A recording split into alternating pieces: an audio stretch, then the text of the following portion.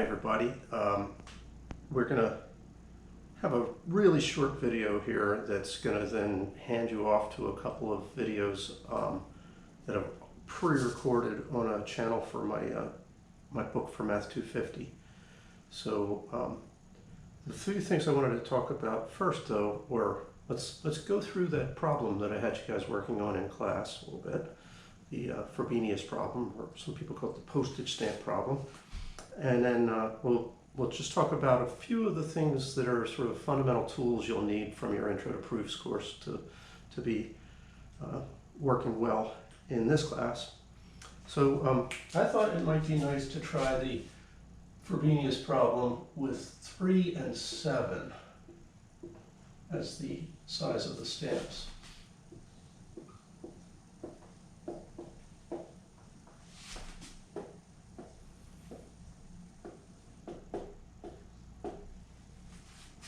Now, let's see, I'm not sure that both work groups came to this conclusion, but at least one group did. They said that what you need to know that there eventually is a conductor is that the numbers have to be relatively prime. So the GCD of 3 and 7 is 1, which is the, I think I just used terminology that I wasn't supposed to. No, maybe it's okay. You probably have heard that before. When you say the GCD of two numbers is 1, you say that it's the equivalent to say those things are relatively prime. So we just 3 and 7 are relatively prime. No, well, in fact, 3 and 7 literally are primes, so if you actually have two primes, you can have relative primality, of course.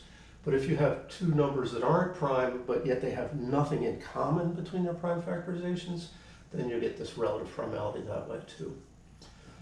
Okay, so the fact that the GCD is 1 is what lets you know that that there is a point, the spot we call the conductor, where from there on out, every postage is possible. But where does it lie? What is the value that we would need to get? Well, there's some numbers I can tell you for sure that you're going to see. Anything that's a multiple of 3, because just don't even use the 7-cent stamps, just nothing but 3. So we'll have 3, 6, 9, 12, 15, 18, 21. Keep going like that if you like. We also, of course, have multiples of 7.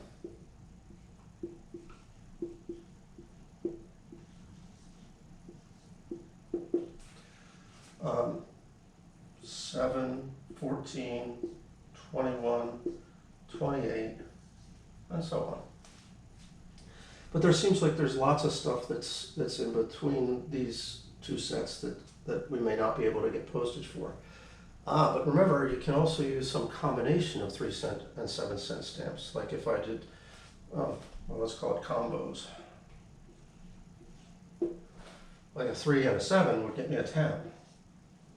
2 3s and a 7 would get me a 13. You get the idea. So what's a good way to sort of lay things out, to make a picture that'll help us understand, where the numbers are? I personally think this problem lends itself really well to writing a table. I'm curious whether any of you guys started writing tables for it when you were working on this on last Thursday. But I would put those multiples of 3 on the top row of the table. Badness. We should start with 0 and then, because we need also to have 0 in the multiples of 7. I mean, 0 is a multiple of 3, isn't it? And 0 is a multiple of 7. And those both make sense. That's what I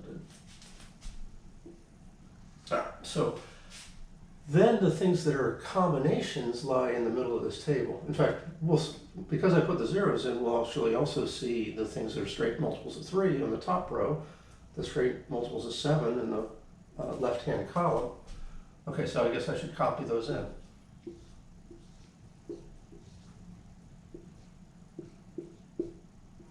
Now, in the inside part of the table, we're going to see the combination stuff. Like I said, 3 and 7 was a combination, so 10 appears.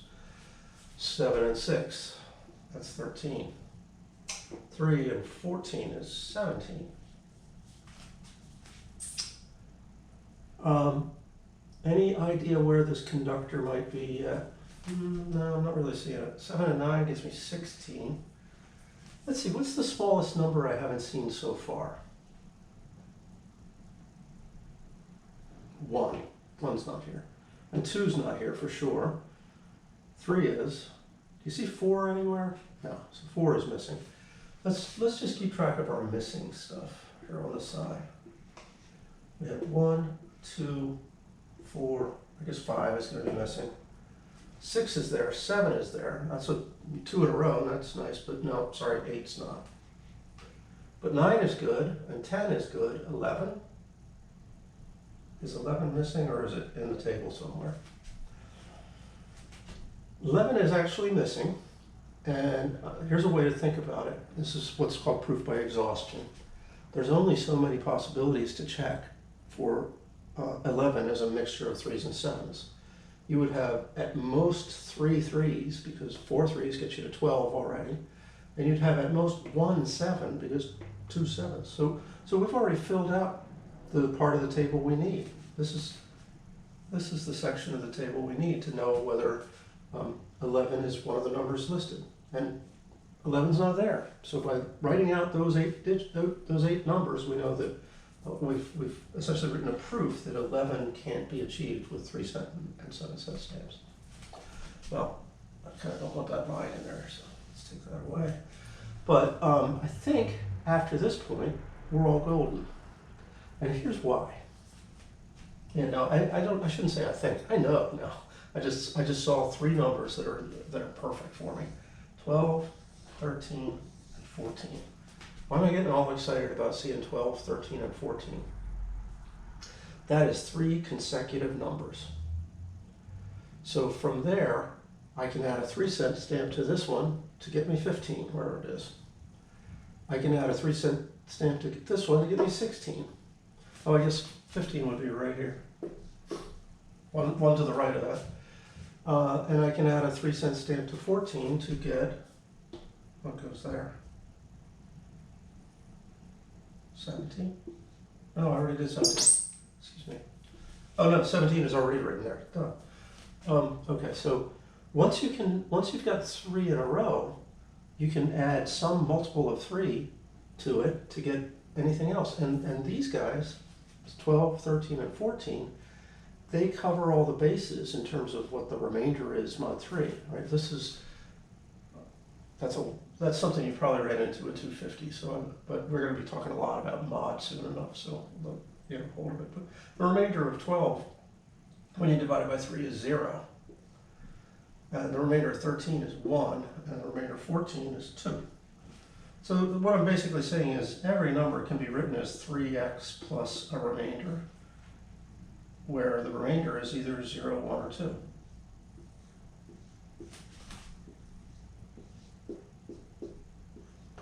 So once you find a triple like that, 3 in a row, because 3 is one of our stamps.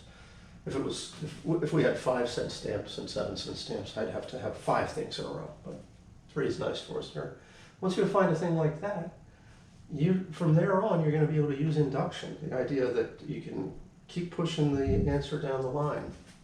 Although it's sort of like 3 separate inductions. When x is of the form, when n is of the form 3x plus 0, we'd have 12 as the base case and then add 3's to it. When n is of the form 3x plus 1, then 13 would be the base case, and we keep adding 3's from there. And similarly for 14, when n is 3x plus 2. But yeah, that set of numbers is exactly what you need to get rolling with a proof by induction that everything is achievable as a sum of 3's and 7's after 12. So this guy's our conductor, isn't it?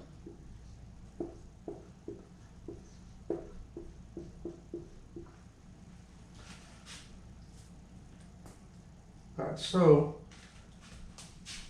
let's the whole point of that problem, and want to sort of get you to think about why we're doing that particular problem. It's not that the problem itself is that fascinating, although I think it's fun. It's that most of the time people haven't really gotten used yet to working on problems that you don't know what the answer is, and maybe nobody does. But that's where we're heading, right? We're trying to head into unknown territory where we don't necessarily know what the answer is going to be.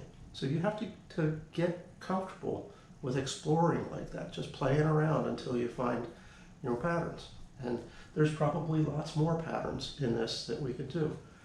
For instance, notice how many numbers we're missing in our listing? 6 numbers in this case. You've already got data for some of the other cases. What about the numbers 3 and 7 would produce this idea that there's 6 missing numbers before we hit the conductor? Well, that's part of the goal, to get you to feeling really independent, like you can just have the freedom to get out there and attack any problem that occurs to you or that gets presented to you. Some of the techniques we're going to need for working in this course are mathematical induction, which I just alluded to. That's the biggie. That's like the sharpest tool in our shed. There's also a thing called the well-ordering principle that I want to mention to you. And it's axiomatic. Actually, some people take it as an axiom. It can be proved from induction, I believe, but I'm not sure if I'm lying there or not now. I have to think that one through, but I'll come back to it. Anyway, it's certainly a useful formulation. Well-ordering principle.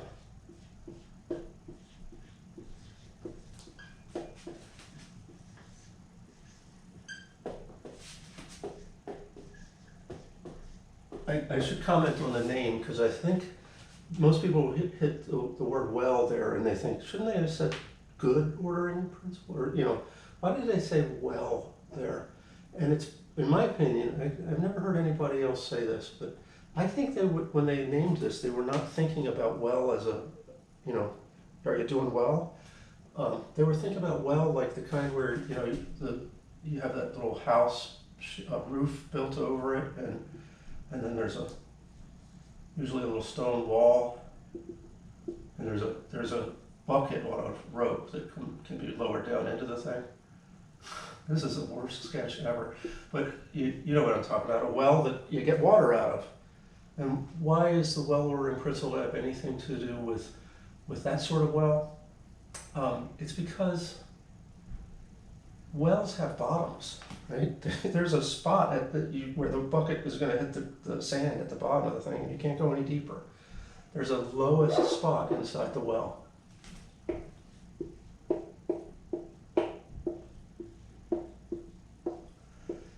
And the idea of the well-ordering principle as it applies to the positive natural numbers, it can apply to the natural numbers or to any set that's bounded below, is that any subset of the naturals or any subset of a set of integers that is bounded below has a least entry in it. That's the principle.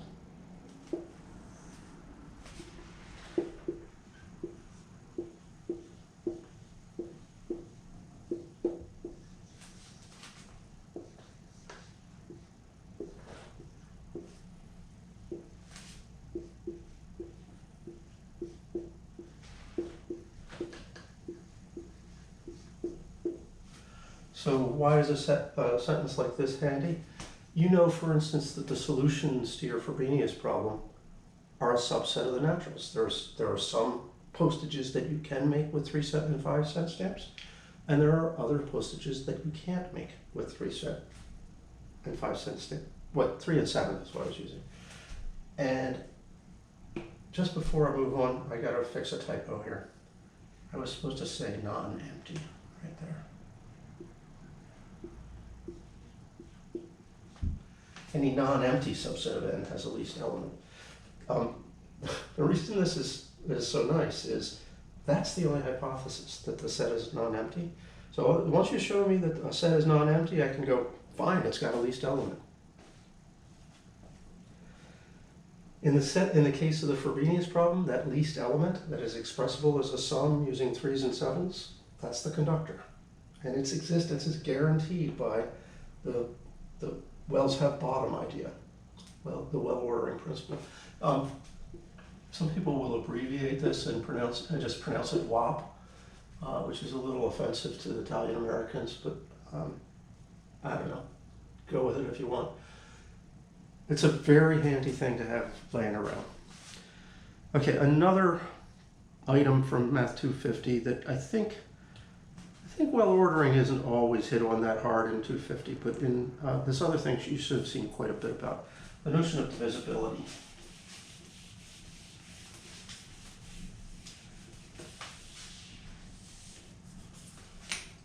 You write this, D with a vertical bar n means, what does that mean? That D divides evenly into n. Or often people just leave out the words evenly. It divides it, right? There's no remainder. So it divides n in an even fashion. You can also say what, reverse the roles, and you'd say n is a multiple of D.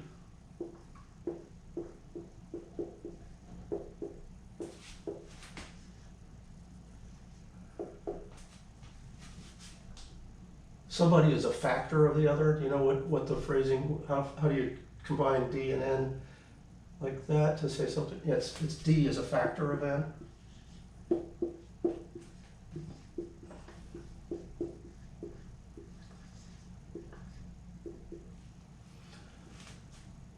One thing that I just feel like I need to harp on, there's a big difference between something like 3 divides 12 and something like 12 divided by 3. Because this thing is equal to true, and this thing is equal to 4. So when you actually do the division, you get a whole number. That's great. The fact that you do the division and you get a whole number tells you that this is a true thing. Not that it's 4, but it's true. So don't anybody write 4 when they say 3 divides 12. You write, yes, 3 does divide 12, or something to that effect. Let's do a couple of proofs of statements about divisibility. There's a whole there's 4 of them in the text, which my laptop was right here, but it has locked itself. Give me 1 second.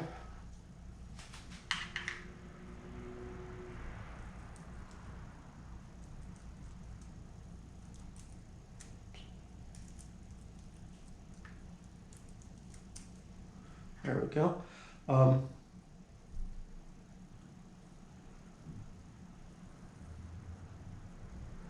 Let's see. It is proposition 1.2.8.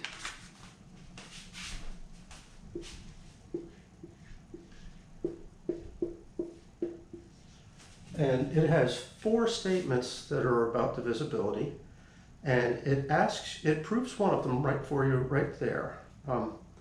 It proves which one?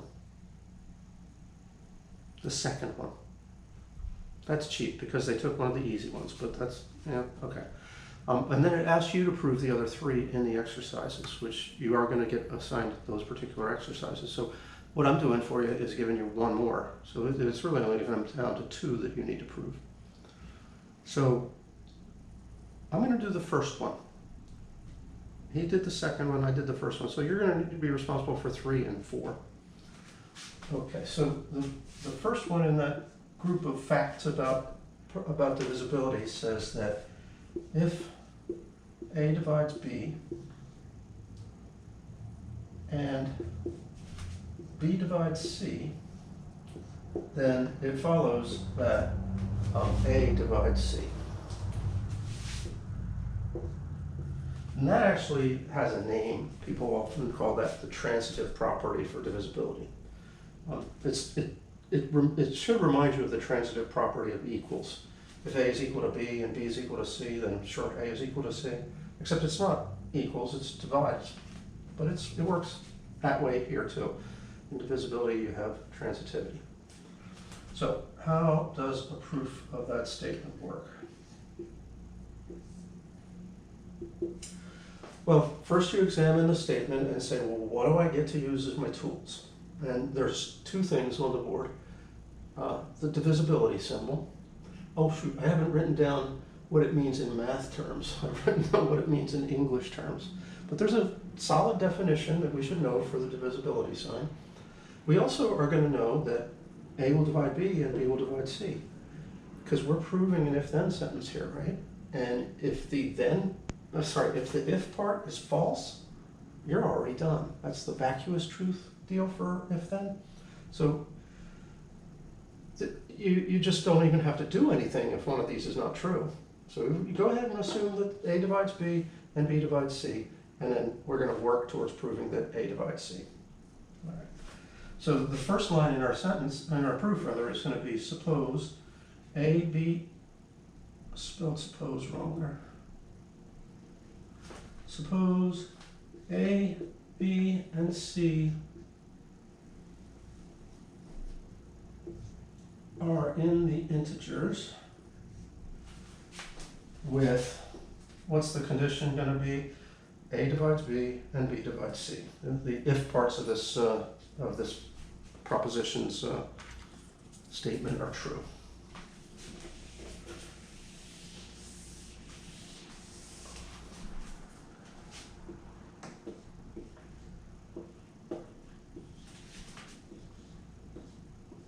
All right, that's our first sentence. Now, where do we go from there? We're going to use the divisibility definition, which I didn't write down before, but I'll use it now and you'll see it. So let's first concentrate on the A divides B. Since A divides B, there is an integer. Remember how this, I hope everybody remembers how the divisibility definition works out. And people almost always call this integer k. I don't know why. K is everybody's favorite letter here. Since A divides B, there's an integer k such that, I guess that needs a comma, such that B is equal to AK. Okay? So it's a little weird. We define divisibility not in terms of division, but in terms of multiplication.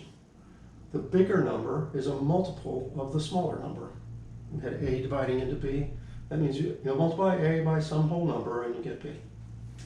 I haven't commented on it, but all these variables are integers, right? So that's the universe we're working in. Don't get worried about having to think about real numbers or anything. Similarly, one of my favorite words in a proof, we know that B divides C.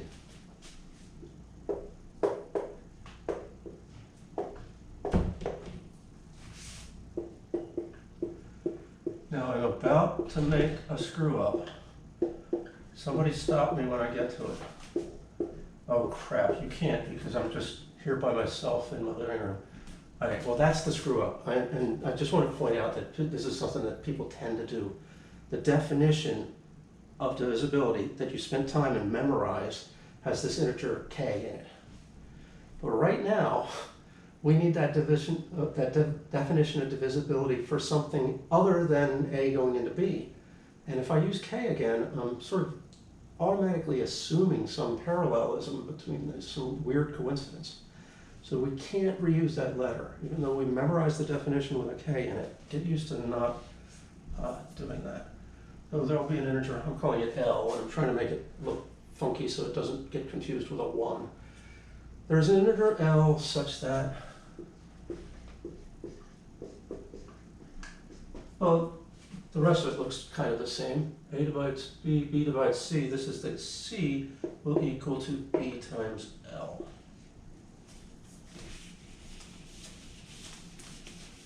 All right, we took our only two pieces of ammunition, that A divides B and B divides C. We cranked them through the definitions, and we got these two formulas. B is equal to AK, and C is equal to BL. now put them to use. Right, now take that stuff. That's got to be somehow, that's holding the secret to C being divisible by A. Really? Well, about the only thing I can spot to do is replace the B in the second one with what B is equal to from the first one.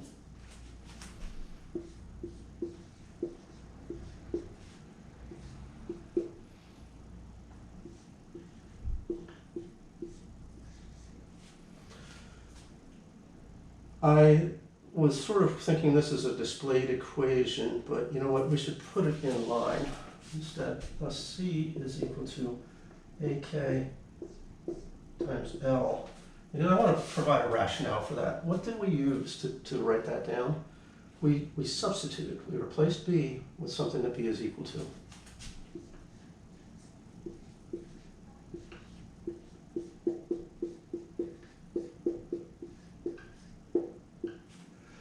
And then we were really trying to get that C looks like A times some integer. We're almost there. By the associative law, I'm just going to abbreviate associative. By the associative law, we have C is equal to A times KL.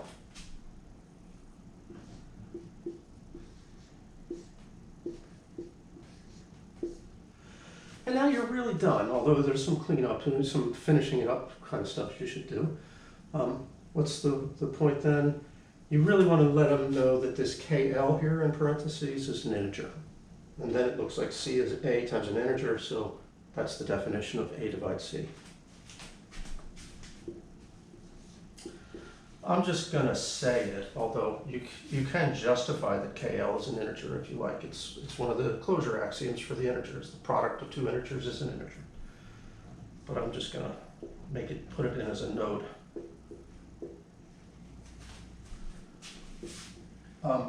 Also a note to you guys in terms of your proofwriting stuff. Many people are desirous somehow of replacing that KL with a single letter. Say C is equal to A times M, where M is equal to KL, and it's just like you're putting too many letters in there. You can make the presentation simpler by not worrying about it having a single letter. Just what matters is that product, the thing in parentheses here, is a whole number.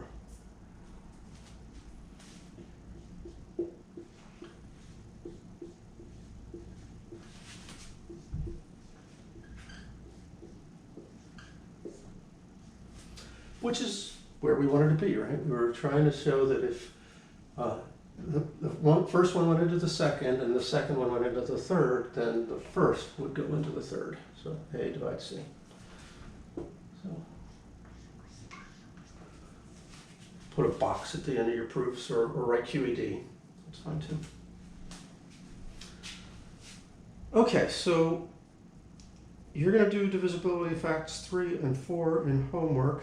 Next, I think I'm just going to mention that I've posted videos that go along with my Intro to Proofs book for Math 250.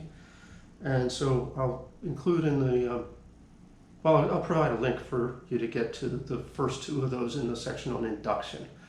They're maybe a little longer than I would like, but you're at your leisure to watch them whenever.